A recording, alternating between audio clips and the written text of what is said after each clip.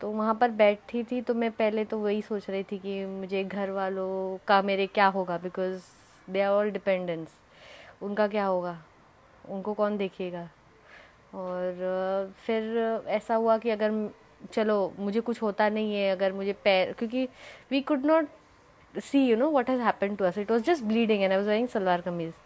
तो खाली खून दिख रहा था कि कहीं मेरे पैर काट दिए, मेरे पैर में अपाइज हो गई, तो वैसे ही मुझे इतनी प्रॉब्लम है और प्रॉब्लम होगी तो मैं क्या करूँगी।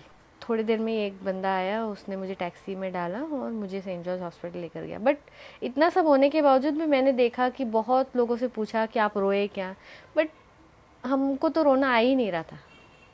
During all that we have never cried, हमने कभी रोया ही नहीं उस समय, क्योंकि इतने सारे लोगों की हम हालत देख रहे थे कि वो रोने का समय ही नहीं था। आदमी जब रोता है कि जब उसको ऐसा टाइम मिलता है रोने के लिए, पर उस समय हमारे पास टाइम ही नहीं था रोने के लिए। एक तो मैंने फॉरेनर जैसा एक बहुत हैंडसम लड़का देखा, उसके रिलेटिव्स वगैरह तो ऑफकोर्स उधर थे नहीं तभी। एक वार्ड बॉय उसको लेकर आ रहा था स्टेशन पे, वो भी क्या करे, उसको इंग्लिश आती थी, उसको हिंदी आ नहीं रही थी।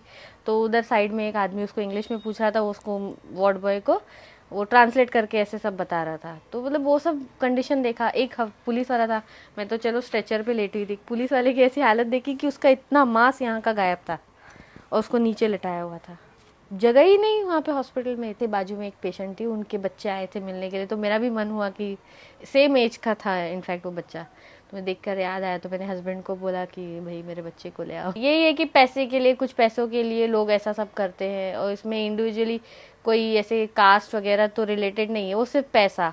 यहाँ पे इतना मटेरियलिस्टिक वर्ल्ड हो गया है कि सबको मोबाइल चाहिए, कार चाहिए, बाइक चाहिए, पैसे के लिए ये सब काम करते हैं।